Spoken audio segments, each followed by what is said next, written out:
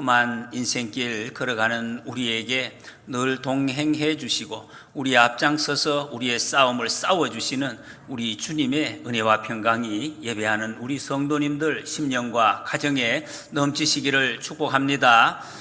요한계시록이 우리가 읽어가면서도 또 많은 사람들에게 좀 어려운 것 같다, 약간 거리감이 느껴지는 수가 있는데, 그것은 아마 여기 나오는 용어가 우리가 잘 쓰지 않는 일상생활에서 그런 낯선 용어 때문에 그런 것 같습니다. 실제로 당시에 이 편지를 받는 이 소아시아의 7 교회들은 전혀 낯설지가 않았습니다. 자기들은 이미 사용하고 있고 이것이 무엇을 의미하는지 다 알고 있었기 때문에. 사실은 오늘날도 이 요한계시록은 다른 성경, 우리가 읽는 복음서나 구약의 어떤 율법서나 똑같이 성경책 중에 하나입니다. 표현 방식이, 그 용어가 조금씩 달라서 좀 멀어져 보이는데 내용은 똑같습니다. 그 주제가 예수 그리스도, 예수님을 통해서 구원받고 예수님을 통해서 우리 인생이 인도함을 받는다 하는 예수님의 사랑을 나타내는 그 성경책이 바로 요한계시록입니다. 요한계시록은 우리 인생의 주인이신 하나님, 내 인생을 여기 있게 하시고 앞으로도 이끌어 가실 그 하나님께서 이 땅의 삶이 그래도 순간순간 지금 힘들고 지쳐서 자꾸 이 쓰러지려고 하는 우리 성도들에게 쓰러지지 말라고, 계속 일어서라고, 끝까지 달려갈 수 있도록 힘을 내라고 위로하시는, 격려하시는 그런 말씀입니다. 근데 그 위로의 방법이 뭐냐? 우리가 조만간에 우리 모두가 갈 곳 천국, 하늘나라, 그 하늘나라의 커튼을 살짝이 열어서 요거를 보여주심, 그 방법으로, 그걸 보여주심으로 하늘나라의 그 하나님의 위엄, 거룩하신 하나님의 통치, 이것을 이게 그런 것이 있구나 하는 것을 미리 확인을 하고, 지금 이 시간 그냥 힘들고 어려운 그것을 그냥 바로 이겨낼 수 있도록 당당하게, 기쁨으로, 행복하게, 지혜롭게 끝까지 인생을 완주할 수 있도록 도와주시는 그 말씀, 위로의 책, 이것이 바로 요한계시록 말씀입니다. 그래서 요한계시록에 많이 나오는 단어 중에 하나가 보라, 열려 있으니까 보라. 우리 인생이 지금 어디로 가는지를 보라 하는 말씀이 48번이나 나오고 있습니다. 세상을 보고 사람을 보면 우리의 만족함이 없습니다. 사람 얼굴 바라볼 때마다 낙심이 툭툭 되고, 조금 살만하다가 사람 보다가 실망하고, 세상을 바라보다가 넘어지고 헷갈리는데, 보라. 저 하나님의 나라를 보라는 것입니다. 그러면 이 땅 위에 지금 우리가 걸려 넘어지고 걱정하고 두려워 떨고 있는 이거 아무것도 아니다. 넉넉하게 이길 수 있다 하는 그 지혜를 얻는 말씀, 이것이 바로 요한계시록의 말씀입니다. 오늘 14장에 보면 요한이 본 것이 있습니다. 이것이 앞장에서 구원받은 하나님의 백성들입니다. 14만 4천이라고 이름 붙여진, 이게 그냥 절대 수가 아닙니다. 하나님의 백성들, 많은 숫자를 표현하는 것이라 했습니다. 이들이 어린 양과 함께 새 노래를 부르고 있는 모습을 봅니다. 새 노래, 이 새 노래, 성경에 있는 말씀, 새 노래를 부르고 있는 말씀, 여기에 대한 설명이 오늘 주보에 잠깐 설명이 있습니다. 이 너무너무 가슴 벅찬 광경을 요한이 봤습니다. 이들이 어떤 사람인가? 14만 4천이 앞에서 짐승의 표 받아야 살 수 있는데 그것을 받지 않아서 매매를 금지당하고, 여러분 지금 우리 코로나 때문에 어떤 곳이 셧다운이라고, 모든 가게를 문을 닫고 먹을 것을 살 수가 없어요. 죽는다고 하죠. 그런데 이 모든 것을 절대로 살 수 없는 그런 지경에 처했는데, 얼마나 그 생존의 위험을 받았던 사람이. 그런데 그 일이 지난 후에 보니까 어린 양과 함께 서 있더라. 새 노래를 부르고 있더라. 그거를 보았다는 것입니다. 거기가 어디인가? 1절에 보면 또 내가 보니 보라, 어린 양이 시온산에 섰고 그와 함께 14만 4천이 서 있는데 그들의 이마에는 어린 양의 이름과 그 아버지 이름이 쓴 것이 있더라 그랬습니다. 하늘의 보좌를 요한이 딱 본 거예요. 그리고 자기가 보면서 너무 놀랍고 감격해서 그 7 교회 성도들에게 또 보라, 저것을 보라, 내가 지금 보이는 저것을 여러분들도 보세요, 이렇게 말씀하고. 왜? 못 보고 있으니까, 너무 걱정하는 사람들이 많으니까. 열왕기 하 6장에 보면 그런 내용이 나옵니다. 이스라엘에 엘리사라는 선지자가 있었습니다. 하나님의 그 능력을 받아서 이 사람은 멀리 있는 것을 다 보는 사람이에요. 요즘도 뭐 점쟁이들 그런 사람이 있습니다. 귀신이 이만큼인데 하나님 능력으로 다 그 바로 옆에 있던 아람이라는 나라가 이스라엘에게 늘 쳐들어왔는데 이 엘리사가 있을 때는 꼼짝을 못 하는 거예요. 아람 나라가 딱 시작을 하면 어디에서 출발했다. 요즘으로 말하면 여러분 첩보 위성으로 다 보고 있는 것처럼 어디로 들어온다. 이래가지고 미리 다 대비를 해서 준비를 하니까 이 아람 나라가 공격할 때마다 다 실패를 하는 것이. 이게 원인을 모르겠다. 아람 나라 왕이 부하들에게 물었단 말이에요. 이거 왜 이러냐? 왜 우리가 지느냐? 저 나라에는 엘리사라는 선지자가 있어서 왕이 침상에서 뭐 하는 것도 지금 다 보고 있습니다. 그 이야기하니까 안 되겠다. 그러면 이 엘리사를 죽여야 되겠구나. 그래가지고 엘리사를 죽이기 위해서 아람에서 군대를 동원해서 한밤중에 엘리사가 살고 있는 도단이라는 성을 포위를 합니다. 군사들이. 그 새벽에 일어나서 엘리사의 그 사환이 종이 밖에 나가 보니까 군사들이 온 성을 갖다가 다 포위를 하고 있는 거예요. 깜짝 놀라요. 너무 놀라 소리를 질렀다. 그래서 성경에 보면 주인에게 와서 막 하면 주인이 큰일 났습니다. 이제 어떻게 하면 좋습니까? 저 군사들 보세요. 저 기마병들 큰일 났다고. 그랬더니 엘리사가 하는 말이 걱정하지 마라. 우리 편이 저들보다 많다. 아니 우리 군사가 어디 있습니까? 그때 엘리사가 하나님께 기도를 합니다. 하나님, 저 종의 눈을 열어서 보게 하옵소서. 내가 보는 것을 저 아이도 보게 하옵소서. 이렇게 기도를 합니다. 그랬더니 그때 그 종의 눈이 활짝 열렸습니다. 열렸더니 눈에 보이는 게 있었습니다. 온 산에 가득한 불말과 불병거가 보였다는 것입니다. 불말과 불병거. 여러분 본 적 있습니까? 저는 본 적 없습니다. 이게 보였다는 것입니다. 그때 종의 마음이 안정이 되었네요. 시원해요. 그렇군요. 자신감이 가득했을 것입니다. 저 군대는 아무것도 아니다는. 이 불말과 불병 충분히 이길 수 있겠구나. 그를 깨닫게 되었다는 것입니다. 두려움 다 사라졌습니다. 오늘 본문 말씀이 그런 경우와 같습니다. 요한이 고난 중에 있는 힘들어 어려워하고 있는 초대 교인들에게 눈을 들어 보라 그랬습니다. 뭘 보라는? 어린 양이 시온산에 선 것을 보라는 것입니다. 서 있다. 성경에 여러분 하나님의 보좌 앞에 앉아 계시다는 표현이 거의 대부분입니다. 앉아 계시, 보좌에 앉아. 근데 서 계시다. 섰다는 것은 지금 싸움을 준비하고 있다 하는 것을 나타내고 있습니다. 12장 7절에 보면 용의 이야기, 용이 사탄을 대표하는 용이 여자에게 분노하여 돌아가서 그 여자에게 남은 자손 곧 하나님의 계명을 지키며 예수의 증거를 가진 자들과 더불어 싸우려고 바다 모래 위에 서 있더라 그랬습니다. 싸우려고 여자 교회를 상징하는 이 교회의 남은 자 믿음을 지키는 하나님의 백성들과 싸우려고 용이 서 있는데 그 말씀과 지금 대조되는 말 어린 양이 시온산에 서 있습니다. 여러분 시온이라는 것은 성경에 하나님의 통치가 실현되는 것을 상징하고 있습니다. 사탄이 교회와 일전을 불사하려고 바다의 모래 위에 서 있는데 어린 양은 시온산에 승리를 상징하는 시온 이미 승리를 하시고 거기에 서 있다는 것입니다. 요한이 지금 전쟁의 결과를 미리 본 것입니다. 여러분 전쟁만 보면 무섭잖아요. 이길지 질지 알 수가 없으니까. 그런데 이 전쟁은 이긴 싸움이구나. 전쟁의 결과를 미리 본 이 전쟁이 이렇게 되는구나. 결국 그것을 보았다는 것입니다. 그리고 어떤 마음이 들겠습니까?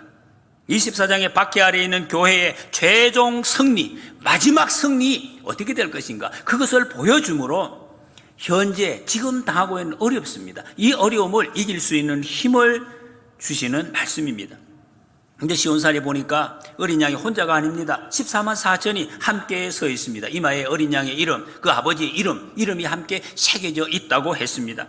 그 표를 앞에 보면 짐승의 표가 나왔습니다. 여러분, 짐승의 표 받지 않으면 매매를 금지당하는 생사가 걸린 문제라 그랬어요. 근데 그 표를 받지 않는 사람, 그 사람이 지금 어떻게 잠시 후에 어떻게 되는지를 그걸 보여주는 거죠.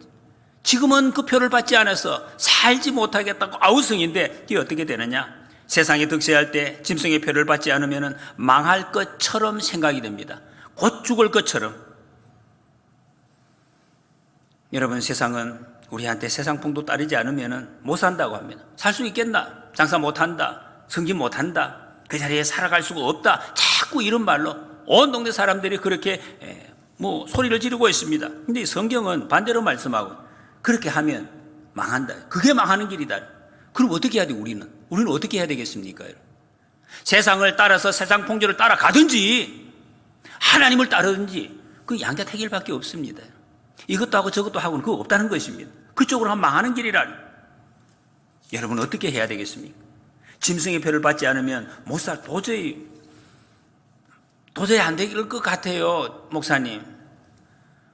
세상이 이런데 어떻게 지금 여기도 막히고 저기도 막히고 지금 이렇게 하라. 나보고 이거 선택하고 이거 어떡합니까? 이거 안 될 것 같습니다. 못 살 것 같습니다. 밥을 못 먹을 것 같습니다. 그래서 일단 한번 양보하고 우상에게 조금 일단은 경배하고 나서 일단 내가 먹고 살아야 될 것 아닙니까? 밥 먹고 나서 그 다음에 하나님 섬기는 거 어떻게 해보겠습니다. 그런 분들이 종종 있으십니다. 근데 성경은 이 부분에 대해서 여러분 참 어떻게 보면 우리에게는 냉정한 것 같습니다. 죽는 것이 두려우냐? 죽는 것이 두려우냐? 근데 죽으면 이렇게 된다. 그 결과를 보여주고요. 우리 지금 안 죽어봤기 때문에 죽음 후를 모르는 죽으면 이렇게 되니까 네가 지금 잘 선택을 해라. 이렇게 말씀하십니다. 그래서 13절 말씀 13절은 내가 또 들으니 하늘에서 음성이 나서 이르되 기록하라. 다시 강조하는 말씀이죠. 지금 이후로 주 안에서 죽는 자들은 복이 있도다. 여러분 죽는 자가 복이 있다 그랬습니다. 사람들이 자꾸 죽음을 무서워. 나 죽으면 어떡해요? 죽으면 어떻게 됩니까? 이렇게 됩니다, 여러분. 죽는 자들은 복이 있다. 주 안에서 성령이 이르시되 성령이 증거합니다. 그들이 수고를 그치고 쉬리니 이는 그들의 행한 일이 나름이라 하시더라. 참된 쉼이 어디 있습니까? 수고가 있기 때문에 쉼이 있습니다. 그게 만족이에요. 수고 없으면 쉼이 없는 것이요. 실패가 있기 때문에 성공이 기쁜 것입니다. 조선시대 말년 초기에 개국공신이 정도전이라는 사람의 기록이 있습니다. 고려 말에 중국이 원나라가 쇠하고 명나라가 이제 흥할 때 원나라 사신이 그때 온 거예요. 그때 정권을 잡고 있던 사람이 친원파입니다. 망해가는 그 이제 원나라 옛날에. 그래서 이 친원파의 수장인 이 이님이가 친명파인 정도전을 정말 이 길들이기 위해서 원나라 사신을 접대하려고 맡기려고 합니다. 난처한 입장이 되었습니다. 그 말을 거절하면은 그 정치 일선에서 완전히 밀려나는 거예요. 끝장이 나는 것입니다. 근데 그 말에 따라가면은 자기가 지금까지 지켜오던 정치 신념이 완전히 무너지는 이 사람 줏대 없는 사람이다. 이렇게 되는 것입니다. 그때 이런 말을 했습니다. 정도전이가 사람이 난처한 일을 당해서 불의를 행하지 않을 수 있는 이유는 죽음이 있기 때문이다. 이 사람이요. 예수님도 모르는데 이런 대단한 이야기를 했습니다. 그리고 나서 이렇게 선포합니다. 내가 그렇게 만약에 한다면은 원나라 사신의 머리를 베든지 그를 묶어서 명나라로 보내겠소 대항하는 거죠. 그 길로 이제 이 정도전은 전라도 나주로 귀향을 가서 8년 동안 귀향 생활을 하게 됩니다.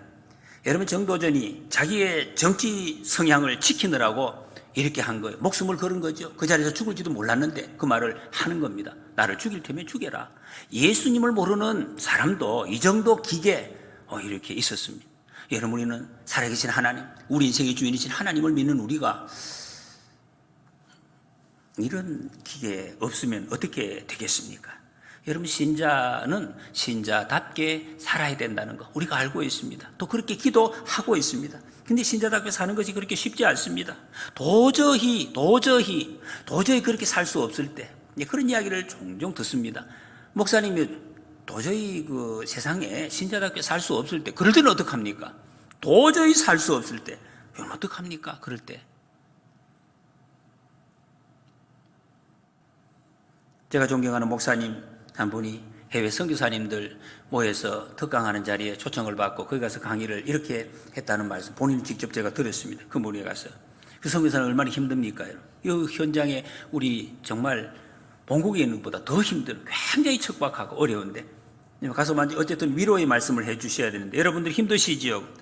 여기서 이렇게 충성하시느라고 얼마나 힘드십니까? 이렇게 계속 끝까지 충성하시다가 죽으세요.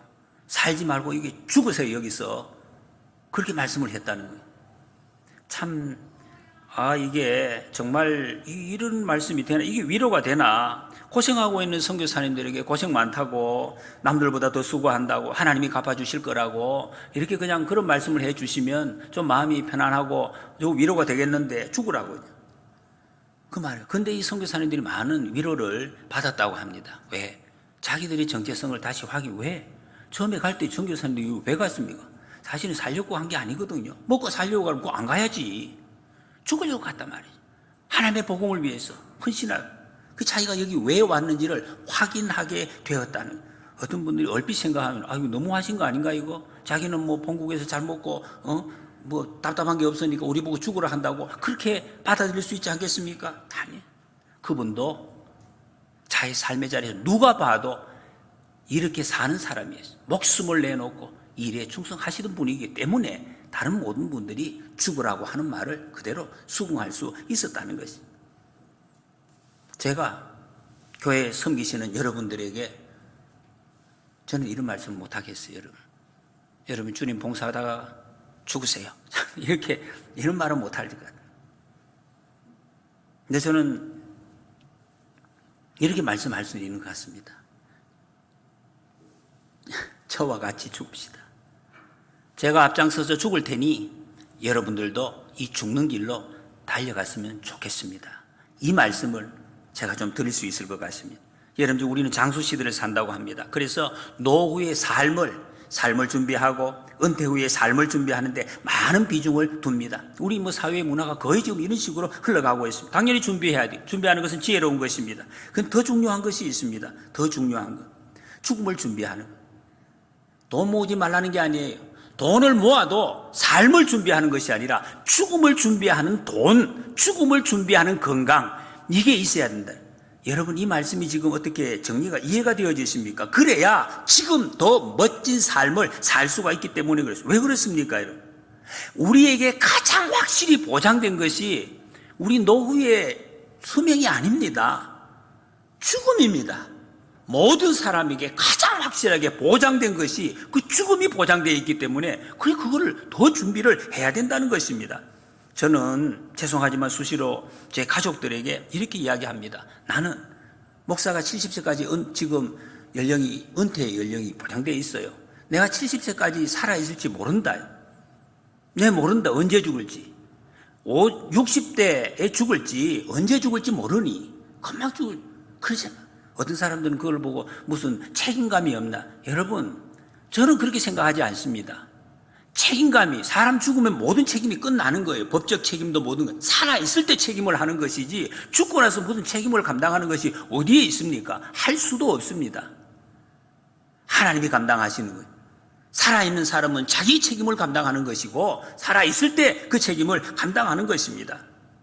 저는 은퇴하더라도 은퇴를 만약 한다 하더라도 그 해에 죽을지 그 다음 해에 죽을지 모른다. 그 후에 은퇴하고 나서 내가 어떤 여행을 간다, 무슨 좋은 곳에 가서 쉰다, 그런 계획 하지 말라고 합니다. 할 수가 없다. 왜? 죽을 것이니까. 살아가는지 모르는데 어떻게 그런 계획을 하느냐 말이에요. 연세 저보다 많이 드신 분들 대단히 죄송합니다. 제가 자꾸 죽는다 이야기. 그러나 여러분 우리는 내일 내게 닥칠 죽음을 잘 준비해야 됩니다. 내일. 여러분 오늘 이 자리에 같이 있는데 내일 이 자리에 안 계신 분이 계시다고요. 계실 수 있단 말이에요. 죽습니다. 그래서 여러분 오늘 우리가 잠들기 전에 특히 우리 사실 어르신들 따로 구분할 필요 없어요. 이거 다 마찬가지입니다. 오늘 잠들기 전에 자녀들을 위해서 해야 할 축복, 풀어야 할 문제 그거 다 풀고 잠들어야 책상 위에 잘 정리하고 그렇게 잠을 들어야 돼요. 왜? 내일 깨어나지 못할 수가 있으니까. 영원히 우리 인생이 끝나는 수가 있다는 확실한 이 사실을 우리는 받아들여야 알고 있어야 되는데 사람들이 자꾸 착각을 해요. 나는 내일도 내년에도 살 것이라고. 그런 보장이 어디 있습니까? 없습니다. 우리는 신자답게 살아가야 돼요. 신자답게 산다 이 말을 자꾸 사람들이 들으면서 어디에다가 밑줄을 긋습니까? 살아야 된다. 신자답게 살자. 내년에도 살고 후내년에도 살자. 그런 것은 아니에요, 여러분. 더 중요한 것은 신자답게 이렇든 저렇든 사는 게 문제가 아닙니다. 여러분. 몇 년에 사는 게 무슨 의미가 있습니까? 신자답게 사는 것이 몇 년을 살아도 살든지 죽든지 신자 다와야 하는 것이지, 신자 닿든지 안 닿든지 오래 산다, 그건 의미가 없습니다. 우리의 삶에. 그래야 여러분 신자답게 살아야 이 세상을 정복하면서 오늘을 살 수가 있다는 것입니다. 걱정, 근심, 더러운 것에 끌려서 그냥 종이 되어서 사는 것이 아니라 하나님의 자녀로서 당당하게 승리하면서 살 수 있는 방법이 이것이라고 주님 말씀하십니다. 본회포라는 목사님은 하나님이 우리를 부르실 때 가장 먼저 자기에게 와서 죽으라고 부르신다 그래요. 자꾸 여러분 죽으라 이래 사람들이 자꾸 이거를 죽음이 안 좋은 것으로, 성경은 그렇게 말씀하지 않습니다. 죽음이 안 좋은 것이 아닙니다. 이 세상에서 가장 좋은 것, 그렇다고 스스로 죽는 거 그건 아니에요. 여러분. 하나님의 때에 죽는 거, 하나님 안에서 죽는 거, 그게 복이다, 복된 것이다, 분명히 말씀하고 있습니다. 그러나 여러분 이것이 뭐 특별히 비장한가, 죽는다 하니까 뭐 성경은 비장한 것도 아니에요. 여러분 이미 우리가 다 알고 있습니다. 뭐 이 죽음이 비장한 겁니까? 당연한 것이지. 마태복음 16장 24절은 누구든지 나를 따라오거든 자기를 부인하고 자기 십자가를 지고 나를 따를 것이니라 말씀했습니다. 십자가 지는 것이 뭡니까? 죽음의 길입니다. 죽으러 가는 길, 그거 길 지고 나를 따라오라 말씀했습니다. 이거 안 되면 예수님 못 믿습니다. 사실은 나는 그래도 안 죽어도 예수님 잘 믿어요. 잘 한번 돌아보십시오. 만약에 그런 생각을 가지고 있는 분이 이렇게 마음속에, 그것은 거짓말입니다. 예수님 믿는 건 아니에요. 자기를 믿는 거죠. 그냥 예수님 한번 구경하는 것이지 믿는 것은 아니다, 그런 말씀. 그 예수님 믿으십시오. 여러분 예수님을 믿으시라고.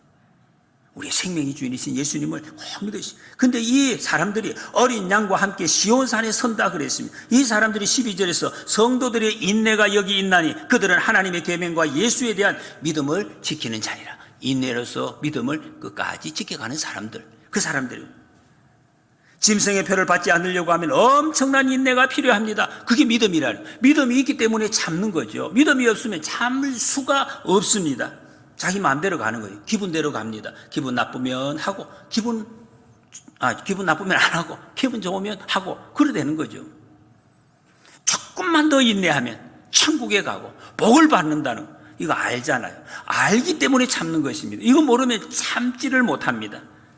여러분 이 믿음이 있으면 환난이 와도 참습니다. 지금 기도 응답되고 안 되고 문제 아닙니다. 이 응답이 안 돼도 참는 것이, 우환이 닥쳐도 인내합니다. 왜? 믿기 때문에. 이해할 수 없는 일이 발생해도 참습니다. 믿음에서 떠나면 어떻게 됩니까? 나만 손해입니다. 나만 손해. 성질 난다고 밥 안 먹으면 내가 나만 배고프니, 귀찮다고 병원에 안 가면 자기만 아픈 것입니다. 여러분 정말로 우리가 자기 기분 안 좋다고 교회 안 나오면 영적으로 손해, 나만 손해요. 누가 손해 봅니까? 자기만 손해인 것입니다. 이런 지혜가, 이걸 아는 지혜가 우리에게 있어야 돼. 근데 여기서 그래서 짐승의 표를 거부하고 죽은 자들이 여기 나오고 있습니다. 13절에 다시 지금 이후로 주 안에서 죽는 자들은 복이 있도다 그랬습니다. 환난과 핍박과 무시를 견디고 죽은 자들, 그런 사람들 복이 있습니다. 거꾸로 이야기하면 여러분 이것을 견디지 못하고 나가면 복이 없습니다.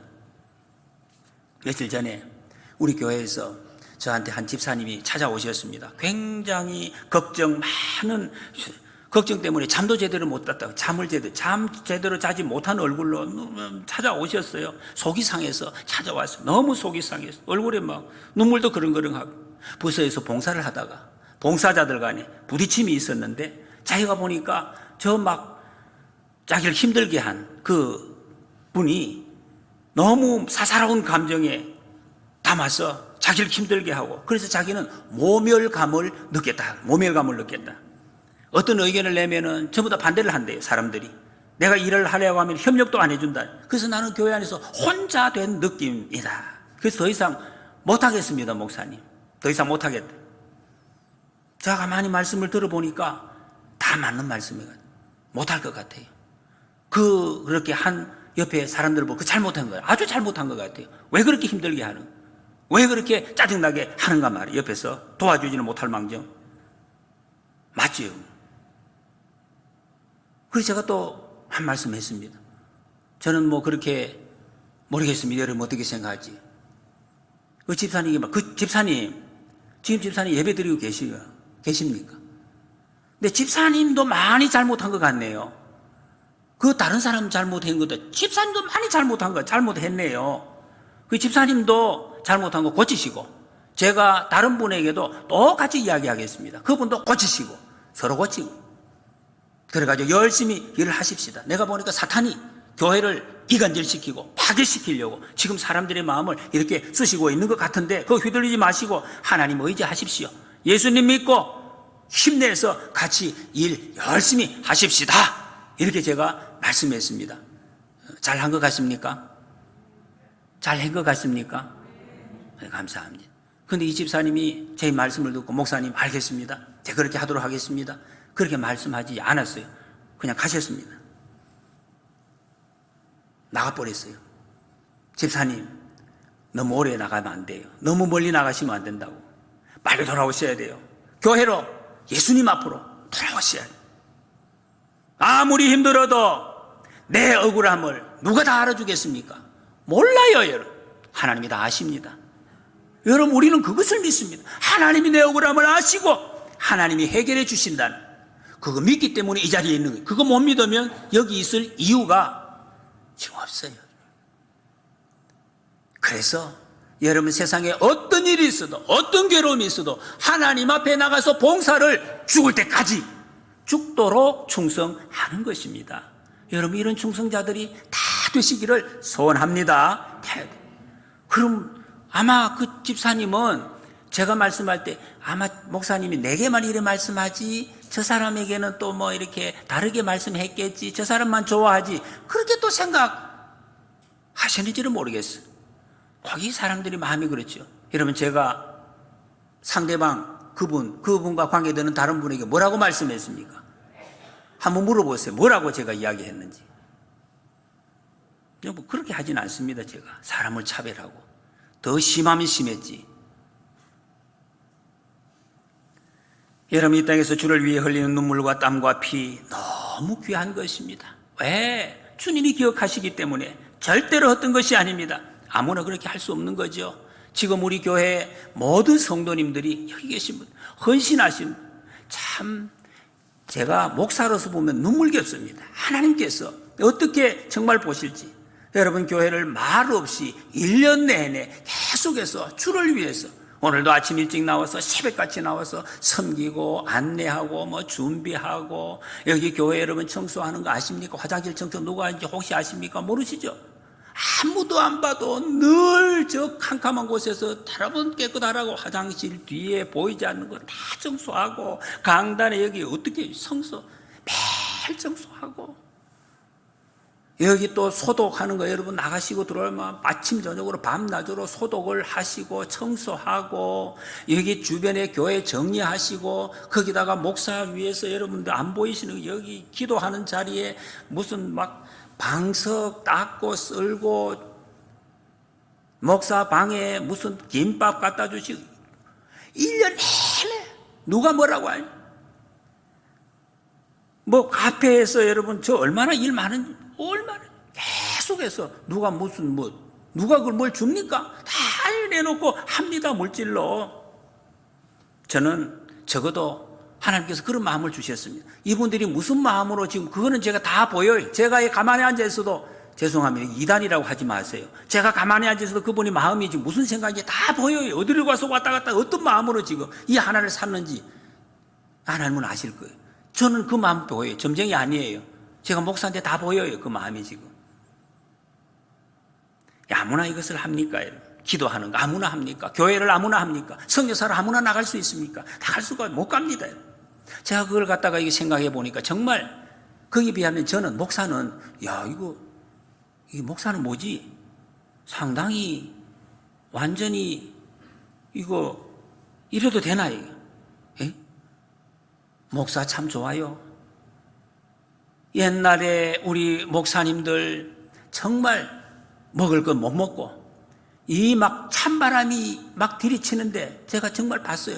이불을 뒤집어 쓰고 그래 방에 앉아가지고 막 설교 준비하는 그런 모습도 봤어요. 그런 어려움이 있어요. 요즘 목사들 그런 거죠. 제 집, 교회에서 집을 주지요, 차를 주지요, 사무실, 목양실 있지요. 뭐 어려운 게 없는 것 같아요. 이래도 정말 되는가? 여러분, 우리가 어떤 자리에 무슨 자리에 있든지 우리가 본질을 잘 생각해야 된다. 정말 영적인 헝그리 정신 이것이 잊어지면은 순식간에 다 상하네요. 목사고 다 무너지는. 다윗 보세요. 사울을 보시라고. 아나니아 사피라 보세요. 충성이 없었습니까? 열심이 없었, 지혜가 없었습니까? 순식간에 다 여러분 넘어지는. 그 어떻게 하죠? 제가 그렇게 생각해요. 야, 이 내 성도들에 비하면 목사가 하는 것이 이거는 너무 참, 이게 제가 할 수 있는 것은 그냥 잘하는 것도 아니에요. 흉내라도 예수님 하라고 흉내라도 내보려고 조금 그냥 노력하고 있습니다. 교회에서 말씀을 준비하고 기도하라고 주신 목양실 철저하게 제가 지키려고 애를 쓰고 있습니다. 제가 아침에 새벽 기도의 시간에 나오면 밥 먹고 운동하고 다른 신방하는 일 빼고는 제가 목양실을 최소한 밤 10시 반까지는 지키려고 늘 애를 쓰고 있습니다. 그 자리에서 기도하고 말씀 연구하고 여러분들 생각하고 또 신방하고 그렇게 하고 있습니다. 제가 죽을 때까지는 그 일은 제가 지키려고 하고 있습니다.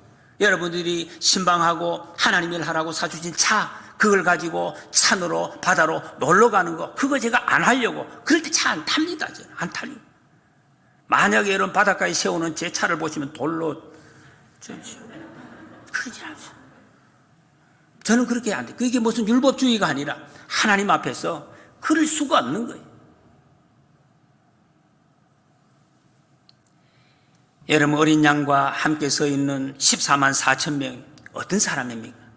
4절에 보면 이 사람들은 여자와 더불어 더럽히지 아니하고 순결한 자라. 어린 양이 어디로 인도하든지 따라가는 자며 사람 가운데 속량함을 받아 처음 익은 열매로 하나님과 어린 양에게 속한 자들이니 그랬습니다. 여자와 더불어 더럽히지 않는 자, 결혼 안 했다는 말이 아니에요. 하나님의 거룩함을 끝까지 지켜낸 사람, 어린 양이 어디로 인도하든지 따라가는 사람, 말씀이에요. 하나님의 말씀, 하나님이 말씀하시면 내 기분이 어떻든지 내 주위의 상황이 어떻든지 그렇네요. 그렇군요. 따라가는 사람, 순종하는 사람. 내 기분이 안 맞으니까 하나님 말씀 그것은 아니네 하고 돌아가는 것이 아니라 그 말씀에 따라가는 사람. 여러분, 사람 가운데서 순양함을 받아서 처음 익은 열매로 하나님과 어린 양에게 속한 자라고. 어린 양에게 속했는데 처음 익은 열매로. 성에게 처음 익은 열매는 가장 귀한 것입니다. 가장. 여러분, 하나님은 우리가 드리는 예물을 아무거나 받지 않습니다. 받으시지 않습니다. 아무거나 드리면 감지덕지 하시는 하나님 아닙니다. 가장 귀한 것을 하나님 앞에 드리라고. 여러분, 그런 예물을 꼭 드리시기 바랍니다. 작고 많은 게 문제가 아니에요. 하나님 앞에 내가 온 정성을 다해서 드리는 거, 그거 하나님 받으십니다. 왜? 주님 우리의 신랑이래요. 신부가 신랑을 위해서 예식장에서 준비하듯이 가장 아름다운 모습, 그 아름다운 것을 준비해 놓고 마음대로 경거망동하는 신부는 없습니다. 신부를 자리를 지키는 거죠. 우리 삶이 그래야 된다는 것입니다. 이 사람들이 어떤 복을 받았습니까? 3절에 그들이 보좌 앞과 내 생물과 장로들 앞에서 새 노래를 부르니 땅에서 속량함을 받은 14만 4천 밖에는 능히 이 노래를 배울 자가 없더라 그랬습니다. 보좌 앞에 수많은 천사들 앞에서 새 노래를 부르는 특권, 우리에게만 있다는 것입니다. 14만 4천 밖에, 그 밖에는 없습니다. 이 땅에 살 때 그것을 배울 수 있는 특권도 다른 사람에게는 주어지지 않았다. 다른 사람이 아무나 할 수 있는 게 아니에요. 여기 속량하다는 말은 아고라조, 헬라어의 아고라 하는 건 시장이라는 말, 시장에서 물건을 산다는 뜻입니다. 죄의 종, 사탄의 종으로 있는 우리를 돈을 주고 구해냈다는 것입니다. 이제는 당신께 속했습니다. 당신의 소유입니다. 그 값이 얼마냐? 예수 그리스도의 피입니다. 피. 예수님의 피를 값주고 어린 양의 피를 주고 샀다는 것입니다. 그들이 한때는 짐승의 표를 못 받았어요. 안 받았어요. 매매할 수 없었던 그런 사람. 세상에서 그것 때문에 처절한 불편을 온몸으로 경험해냈던 사람. 너무 힘들었죠. 그런데 그들이 세상에서 잘 먹고 잘 입는 것, 잘 사는 것보다 죽어서 천국 가는 영원한 세계를 더 소중하다는 것을 알고 믿었던 사람입니다. 그것을 준비했던 사람. 그러나 이제 옛날 이야기 됐습니다. 이제는 새 노래를 부르고 있습니다. 그 고통, 새 노래가 되었습니다. 이 새 노래라는 것은 성경에 출애굽기 15장이 대표적으로 나오고 있습니다. 이스라엘 백성들이 홍해를 갈라서 하나님이 마른 땅으로 걷게 하시고 우리는 건너왔는데 뒤에 보니까 애굽의 그 마병들이 물에서 수장되는 것을 보았습니다. 하나님의 약속이 그대로 이루어지는구나, 우리의 선택이 확실했구나 하는 것을 확신하는 순간 온 몸에서 터져 나오는 것이 그게 새 노래입니다. 구원을 향한 노래, 기가 막힌 곳에서 건짐을 받았을 때 승리의 노래, 이것이 새 노래입니다. 조만간에 며칠 후에 우리가 하나님 앞에 섰을 때 어린 양과 함께 부를 노래, 새 노래. 내 선택이 맞았구나, 역시 잘 견뎠구나, 이걸 확신하는 그때 나오는 노래, 새 노래입니다. 여러분, 우리는 새 노래 불러야 됩니다. 장차 주님 앞에서 부를 그 새 노래를 지금 오늘 이 땅에서 연습한다 그랬습니다. 연습할 수 있는 사람, 그 권세도 우리에게만 주어졌다 그랬습니다. 얼마나 감격했겠습니까? 사랑하는 성도 여러분, 우리 모두는 14만 4천 명 거룩한 자가 되어서 며칠 후에 하나님 앞에 섰을 때 새 노래로 정말 찬양하는 이 특권을 우리는 꼭 누릴 수 있기를 소원합니다. 마라톤 하는 사람이 여러분 열심히 달리고 일찍 들어왔는데 만약에 그 코스가 다른 곳으로 잠깐 들어왔다 나왔다, 그럼 어떻게 됩니까? 심판정에서 실격입니다. 실격. 빨리 들어온 거, 먼저 들어온 거, 열심히 달린 거 아무 소용없어. 실격. 만약에 여러분 우리가 이 일생을 달려왔는데 마지막에 주님 앞에서 이규정 목사 너 실격, 있을 수 없는 일이, 그래서는 안 되잖아요. 인생의 모든 것이 헛것이 되는 거예요. 여러분, 이걸 우리가 안다면은 다음날 있어질 이것을 안다면은 정말 이 땅에서 내 좀 애쓴 거 안 알아준다고 신경 쓸 필요 없습니다. 성질 낼 필요 없습니다. 주님 앞에서 일하고 누가 나를 위해서 걸고 넘어진다, 상관없습니다. 자기가 손해입니다. 걸고 넘어지는 사람이 손해지 걸린 내가 손해가 아니라는 것입니다. 우리는 모든 방해를 견뎌내야 된다. 인내해야 된다. 그게 기쁜 일입니다. 왜? 주님이 귀히 보시기 때문에. 주님이 귀히 보시고.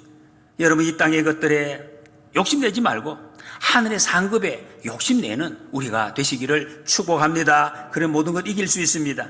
하나님의 자녀답게 어린 양의 인도를 따라서 인내하면서 이 땅에서 주님과 함께 부를 새 노래를 매일매일 연습하며 살아가는 저와 여러분들이 되시기를 축복합니다.